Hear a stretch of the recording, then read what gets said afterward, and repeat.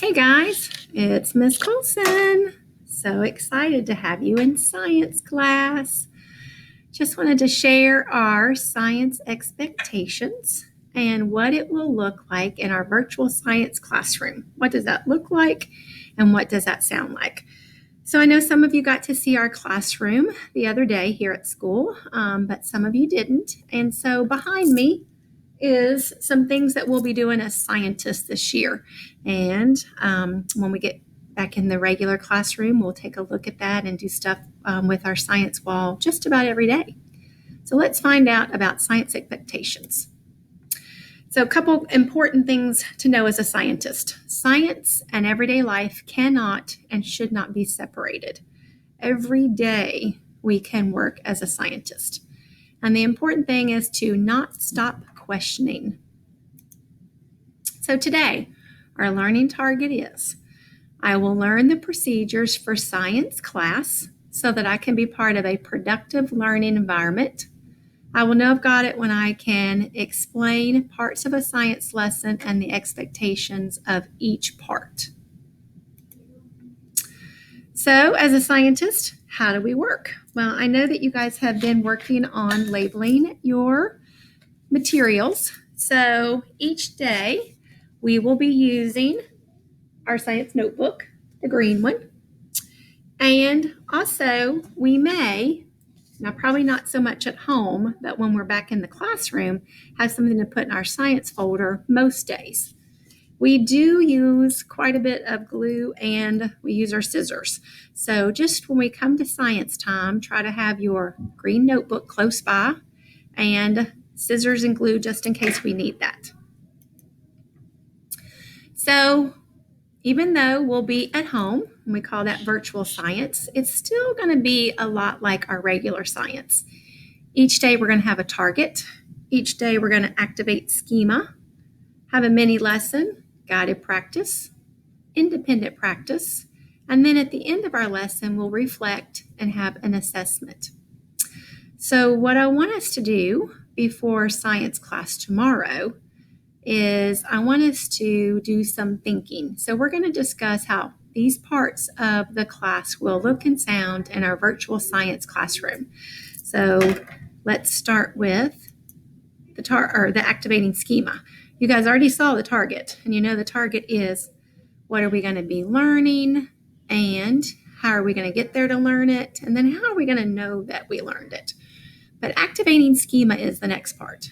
This part of the lesson is super quick. It just gets our brains thinking. This is when you think about experiences you've had, or we think back to learning that will help us make connections to the new learning of the day. That's activating schema.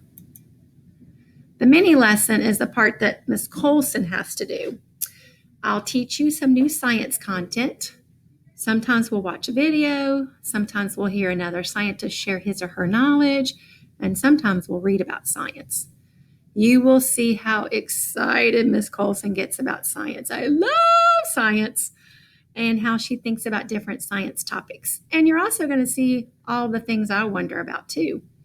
At the end of each mini lesson, I'll share science vocabulary word and what it means.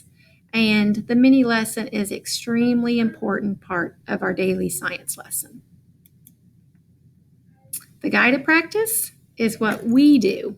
And you can see here, we do it. We can do it. We will work on something together, or sometimes I just have you work with your science buddy. I will be there to help you. So, of course, we won't be able to have a science buddy until we get back to school, unless one of your parents wants to be your science buddy. We will discuss expectations before an experiment. We may discuss and add something to our science notebook. We may work on a science skill, an activity, or a question. And then I'll show you the correct answer and you will check your work. Then we will have our Google Meets. During our live meetings, we will work together as a team of scientists, and we'll talk about what we've been doing on our own. Independent practice. And I'm going to move this just a little bit. I can do this. And we're going to be very busy working. So during this part of the lesson, you will complete the work on your own. This lets me see if you still need more help or if you're good to go. Okay, the reflection part. And I'm going to have to move this probably over here. There I am thinking right here. I'll just put that light bulb above my head. So, reflection. This is important. Did you know that research shows that students who do this simple step grow more than peers who don't? Wow! Just by thinking back on your science lesson, you can grow as a scientist. So, what is it? We'll think about what we learned, what was easy for us, what was hard for us, what questions do we still have, or what are we wondering? Sometimes I'll ask you to score yourself. Where are you with your learning? Are you a 4? Do you feel like you've mastered it? 3, pretty good shape. 2, might need some help. Some things are a little bit foggy. Or 1, Miss Colson, I really need some help. Or sometimes I may just ask you a specific question so that you can reflect on it. Assessment. I'm going to move this just a little bit. Let me see if I can put it right here. Okay, so what is assessment? Well, sometimes boys and girls worry about assessment. I don't want to take a test. I don't want to take a quiz. But it's really not that bad. A Google form will be used for our quiz, an exit slip, or an exit ticket. The link will be in your slideshow or on your Google Classroom. I may ask you a question about your learning and then look at your progress. I may ask you to take a picture of your investigation data sheet or science work and send it to me in Class Dojo. Assessment just helps us see if you are getting it or if we need to slow down. So at the end, if you do some work on your own to prove what you've learned, that would be your assessment. And it's just showing me this is what I learned today, Miss Colson, and what we might need to do to understand it better. So I love this quote right here. Believe you can and you will.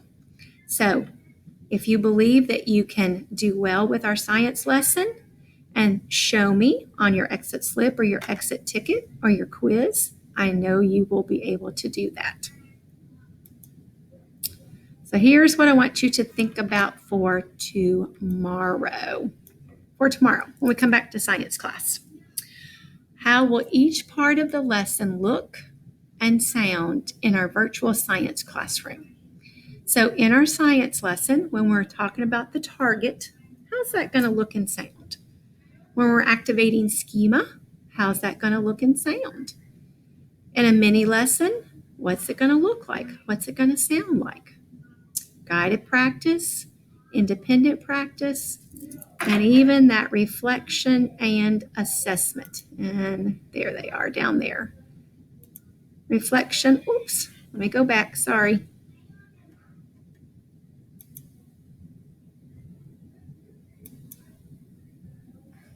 There we go. What does that look like? What does that sound like? Okay. So for tomorrow, just want you to do some thinking. In our virtual classroom, what are these things going to look like and sound like? So tomorrow, we'll work on that together. You don't need to do anything except think. Okay. It's going to be a great year in science. Can't wait to see you tomorrow.